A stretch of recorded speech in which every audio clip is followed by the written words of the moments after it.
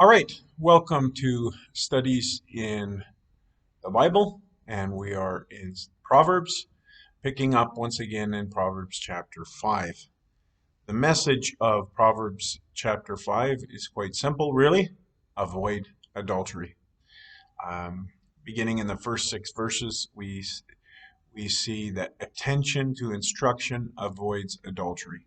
Verses 1 and 2 introduce the instruction of a father to a son as a formula of the wisdom literature. So, this is the way that Proverbs were often written, and it is used here. The call is to carefully heed the father's words so as to be discreet.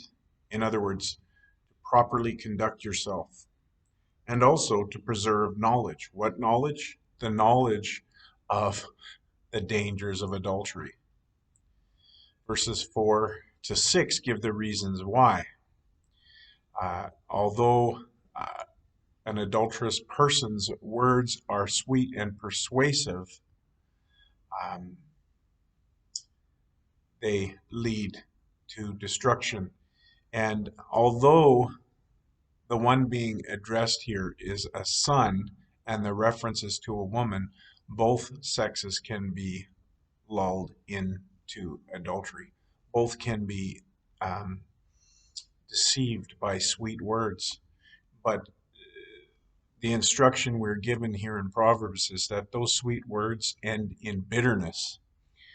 Um, some translations say gall, which was a drink that was extremely bitter and often made from wormwood. But if other translations say literally wormwood, and the meaning is the same, uh, bitter, very bitter.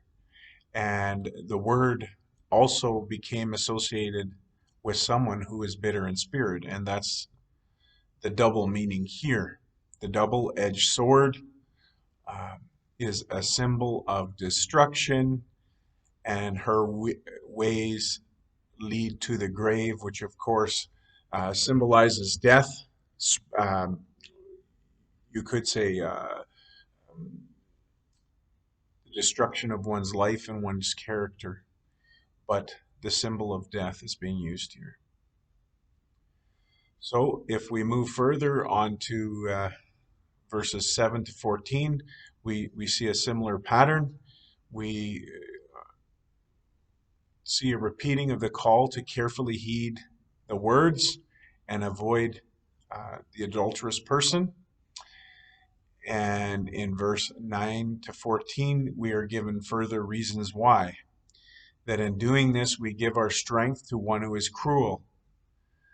Uh, a person who is not part of your family, a stranger, they would not have the same vested interest in you, and so could very likely act in ways which would be cruel.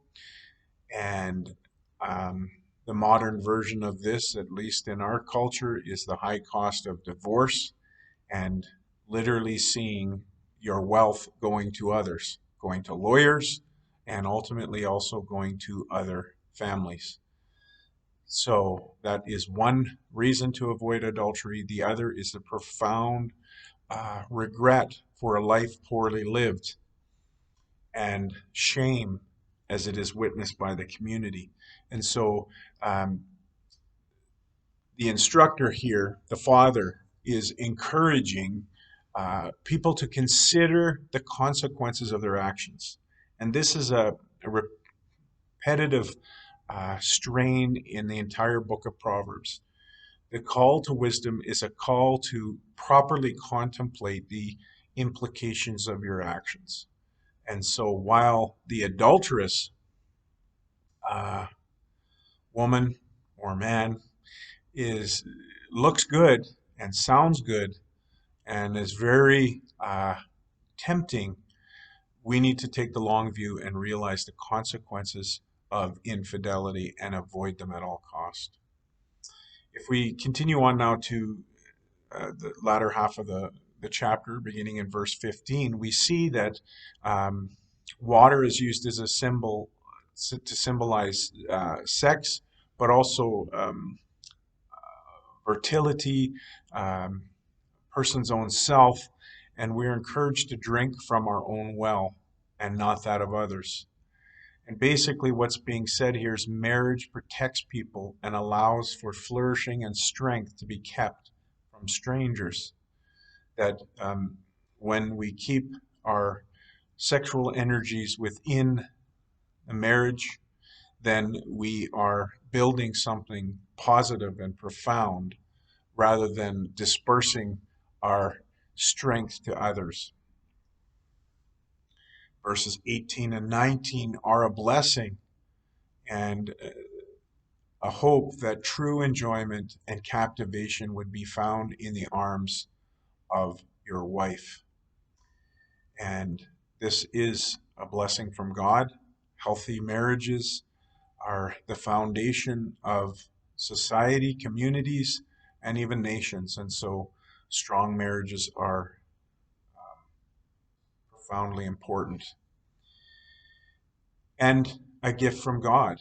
God has created sex to be enjoyable, life giving, and so um, this blessing that you would find a quenching of your thirst in your marriage is stated here. And then finally, he closes with one final warning, and that is the warning not to be captivated by one who is not your spouse, and gives further reasons. And the first and most important is that God sees all. He sees our behavior. The stuff that might be hidden from the view of others is laid bare to him, and also the consequences of sin. And that is, sin leads to bondage and ultimately to spiritual death.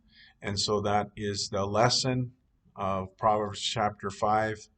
Again, very simple: avoid adultery.